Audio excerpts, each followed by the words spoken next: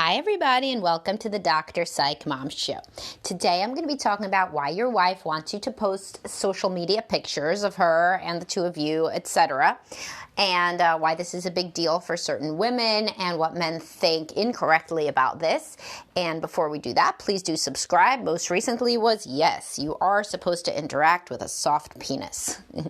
So if that is something that you're curious about, whether or not a person should in fact interact with a soft penis, or in fact you have no idea that your wife thinks you're not supposed to, and she may be among the women who think you're not, despite that that's wrong, then certainly listen to this episode.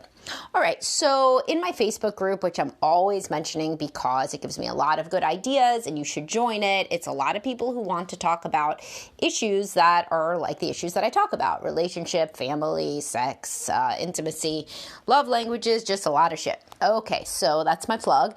And in the Facebook group, somebody mentioned, isn't it like too much when people are always posting pictures on social media of their significant other? Do you think that it's like they protest too much and really it's a bad relationship and those are the only people who really post? No, like in fact, I don't.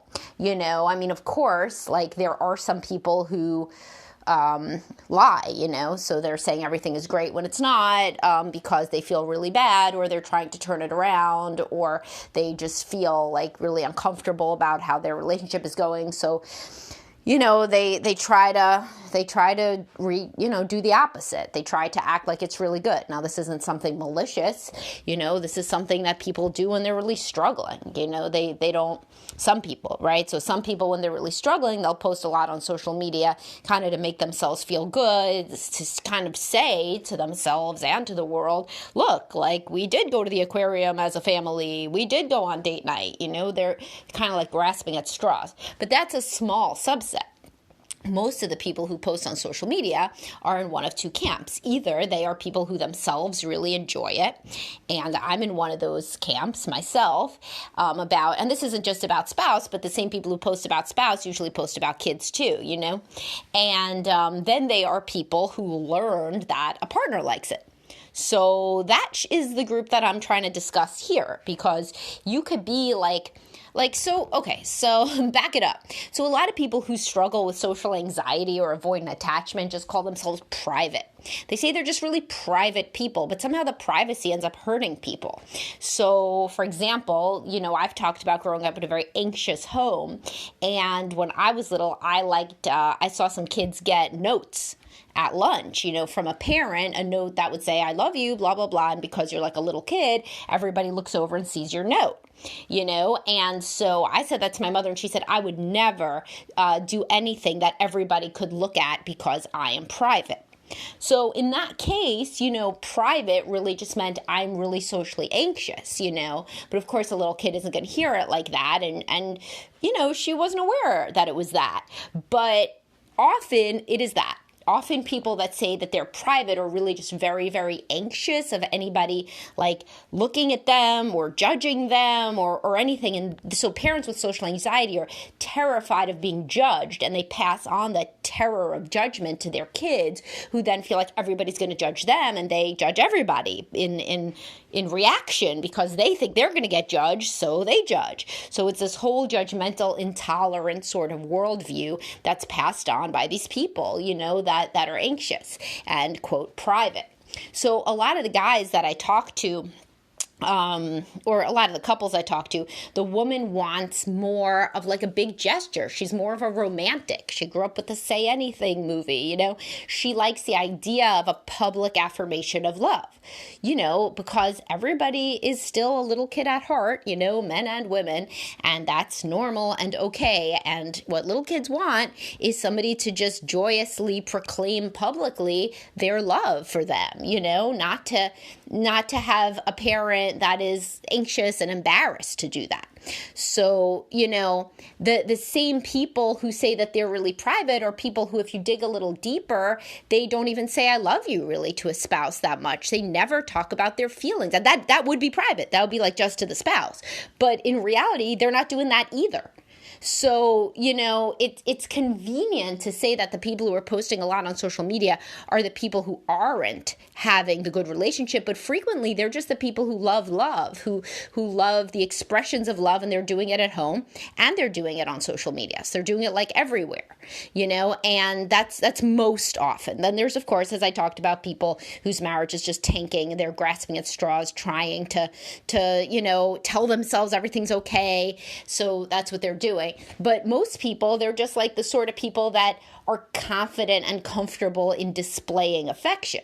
So they do it, and they do it on social media because they like to do it. And also there's another group, and sometimes these overlap, whose spouse really likes it. So at some point the spouse said, oh, I wish you would post more about me. Or the couples counselor said, why don't you listen to her when she says she wishes you would post more about her? And then they start doing it, and they see like a nice reaction from the partner.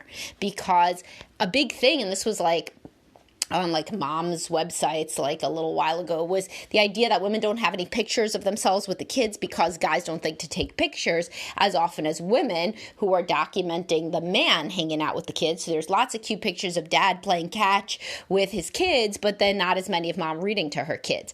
And this was so widely shared when I was a little bit younger and I had little kids. I remember this made the rounds, and all these women were saying, yes, yes, yes, I just wish that he would think to take a cute picture of me and the kids. And, the women didn't feel seen. They didn't feel like the man was looking over and saying, oh, that's like such a good picture. I want her to remember this. I want her to have memories looking back of like seeing her reading to the kids the way that the woman is thinking. I want to have memories, and for him and for the kids to have memories of dad playing catch, right? So it's a good point.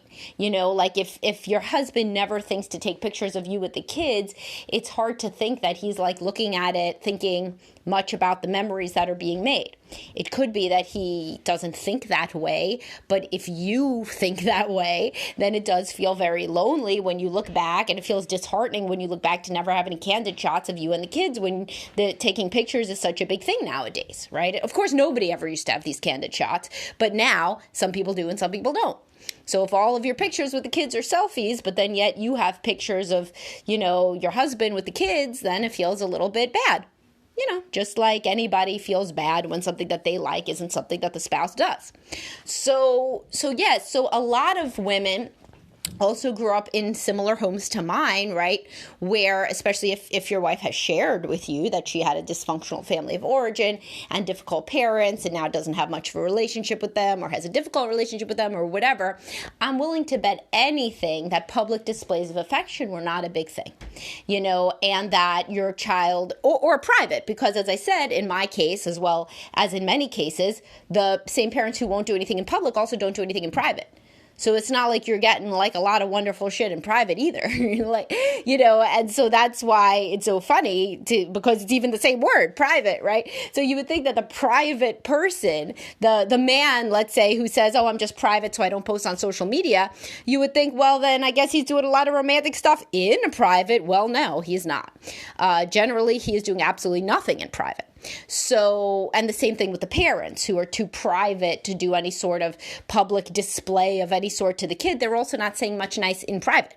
So privacy is usually not the issue. It's usually anxiety of being judged. And a lot of these men don't want to be judged by their peers. They don't want to seem like they're pussy whipped, we used to say, or a simp, as they say now.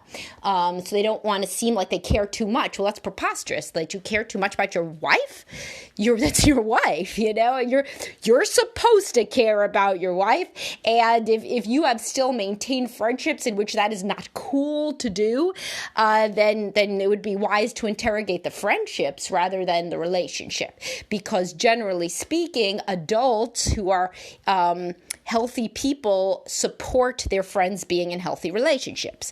But a lot of times when guys have been friends with the same guys since they were like 8 years old, and a bunch of them still don't have marriage and kids anywhere on the horizon, then they get teased or they, more often they wouldn't, but they think that they would get teased in some way for saying like, oh, here's my beautiful wife, happy birthday to my darling wife who does XYZ. if you are a man in like your 30s or 40s, and you have friends that would make fun of that, then I don't really think you may. Like, you may think they would make fun and they wouldn't. And that's usually what happens when people try this in therapy, when they try to get out there more. A spouse really wants more public affirmations of some sort, and so they try it, right? And then they see nobody says anything bad at all, is 99% of the time. And in the 1% of the time where they get some kind of, quote, teasing, it kind of seems stupid to the guy. Like, when it actually happens in real time, he's like, wait, like, this guy who, like, never had a relationship or whatever is like judging me for saying I love my wife. What an asshole, and I'm not going to care about that. So anyway, so the point is, then there's guys who are very avoidant attachment themselves, by the way, who themselves make fun of this and say, you shouldn't really need me to say I love you. You shouldn't really need that at all, quite honestly. You certainly shouldn't need it in public. And I don't really do what I don't want to do, and I feel forced into this, and it feels uncomfortable to me. And the woman doesn't even have to say it because she's already doing it, but guess what feels uncomfortable to her after a while? Sex, intimacy, closeness, affection, respect, love. Because if you're always saying what makes you feel uncomfortable, so guess what? A lot of shit makes your partner feel uncomfortable too. And if you feel too uncomfortable to do stuff for them, they're going to feel too uncomfortable to do stuff for you, and it'll become a power struggle. So if you do have a wife, and again, the more common situation that I see among younger couples, I'll say 30s and below certainly, is preoccupied attachment women. That's when they're still trying. I have a podcast coming up on your window to change is before your wife hits 40. And that's true. And I'll get into that then. But the younger women that I see are frequently preoccupied attachment women who are like begging the men to be more romantic. And this is just romantic. That's what you could think of it as public display of affection. You could think of it as romantic. You could think of it as exciting. It's exciting to her to see something on social media about herself. And then if you need a quick analogy, you like things to be romantic, dramatic, and exciting in the bedroom. So, there's no women who are surprising you with a trench coat and nothing underneath that are married to guys long term who say, I feel uncomfortable with a birthday post, because then they're just like, fuck you. I feel uncomfortable with anything, with any touch, fuck you, and that's what happens. But when the women are young, they're still like trying. So they're doing like a lot of this kind of romantic preoccupied attachment. I love you so much. Let's figure out the 4-point plan to give you a better blowjob. They're still in that phase. And so if they're still in that phase and the guy does not give them what they want romantically, they are in empathic rupture territory. So these women that I see, the younger women frequently are bending over backwards. Yeah, they can be clingy and jealous, and they cry too much, etc. But they're still trying to give a hell of a time in the bedroom, and they're still trying to be really, really loving generally. And what they're trying to make up for is a difficult upbringing where they never got the love that they wanted. So these preoccupied attachment women marry avoiding kind of men who say, no, I'm never going to say Happy Mother's Day on social media because why should I? And they'll tolerate that for like 10, 15 years, and then they'll just leave. They'll just leave the marriage because they're done. They're done begging for affection. So the point is not that this specific social media posting is unique. It's not unique. If it's something that your spouse likes, do it. That's like usually my advice. If it's something your spouse likes, do it. Now, if you've looked back at the history of your marriage and it's 10 years of you doing on your end, everything that you think they would like. And this is not the situation, by the way, for these social media guys, because a guy who won't even do a social media post, he's going to be difficult in a million ways. It's like the tip of the iceberg. But let's say it's a situation where, I can't even make it up. But let's say there's a situation in which this guy is not avoidant attachment. He is paralyzed by social anxiety. He does everything else that the woman wants in every way. Now he even adds in the social media post, and you know what? She still won't even touch him with a 10-foot pole. Well, certainly that's not a happy marriage. It wasn't a happy marriage before the social media issue. Well, this is not what I'm talking about, but some people make it their hobby to like write in and tell me that there's one situation that exists in the world that my podcast doesn't apply to. Good, clap, but, this is not what I'm talking about. What I'm talking about is a very specific situation of an avoidant attachment man who decries all need for public or really private romance. And the woman is like dancing around in her, admittedly, a very annoying, preoccupied attachment, controlling, jealous, clingy, needy way, asking and begging for him to be more romantic. But if she's still in the window when she's begging for you to be more romantic, then if you actually act more romantic, guess what? She actually can calm down. I've seen it happen. It's like a magic trick. So if she's always about you posting on social media and you don't because you, quote, think nothing will ever be enough, it's the same as if you wanted blowjobs and she said no because nothing will ever be enough. Blowjob's going to be a gateway to anal threesomes with hookers. No, it isn't. It isn't. Not in the case where the person is even remotely emotionally healthy. The majority of people have not had their needs met as a child.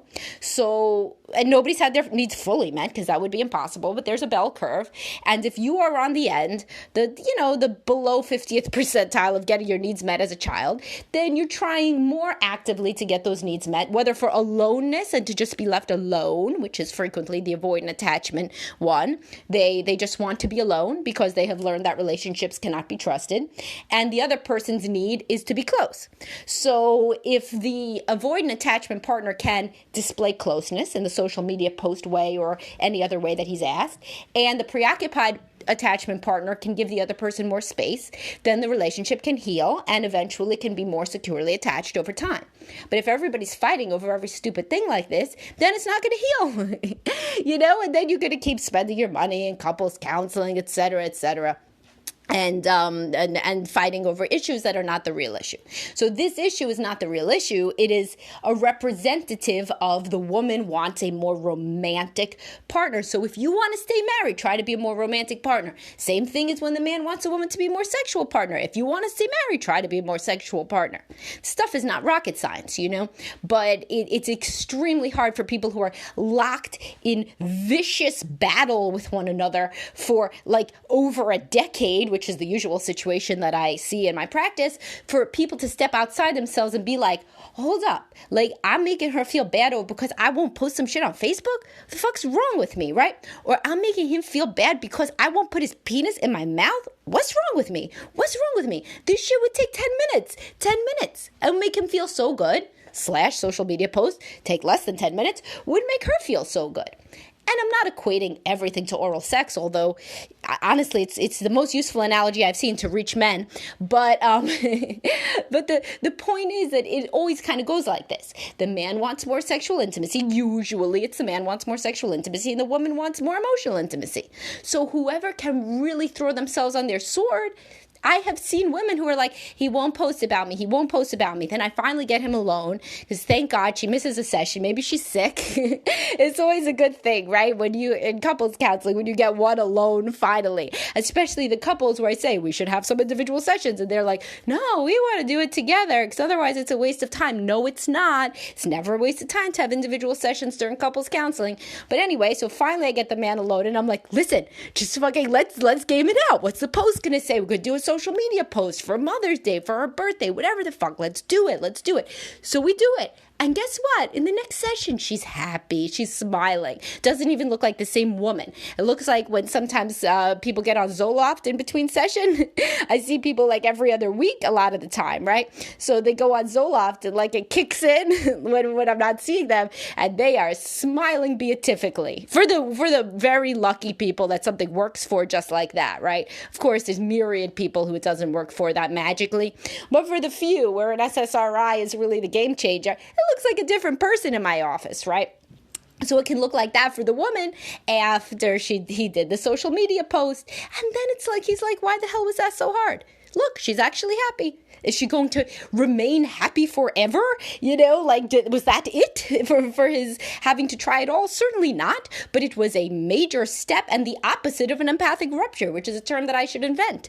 I don't know what the opposite would be. An empathy builder or something that I would have to be a lot more, zingy than an empathic builder. I'll come up with the term, I'm sure, by next time. But anyway, so it's the step. It's an incremental change that shows her that his heart is in the right place versus trying to fight with her all the time. Same as I see men smiling in much the same way after the woman finally listens to me and says, yeah, you know what? It is his love language. So I am going to initiate sex. And she does it. And they come to session. And he's like, well, I mean, I really got to say, I mean, it was a good week. There's a way that men talk that I'm like, oh, so you got laid. Oh, wow. Like, what a surprise. Like, it's the way that they're talking. There can only be one thing that happens. And they're like, well, yes, in fact, it was twice since last session. And this is, a big deal because many couples, they haven't had sex twice in 1-2 week span since, Reagan was in office. So, it's a big deal. But yes, the point of this entire thing is it started with the social media post, but it really went much broader than that, as I aim to do generally. Do the shit that your spouse finds extremely valuable and see how it changes them. Try to do that. Try to take one thing that they're always up your ass about, and that's outside your comfort zone, and do it instead of arguing against it. And then see what happens to your relationship. So that can be your assignment, just as though you're my client. All right. Well, I hope this was helpful and edifying. And I will talk to y'all soon. Bye-bye.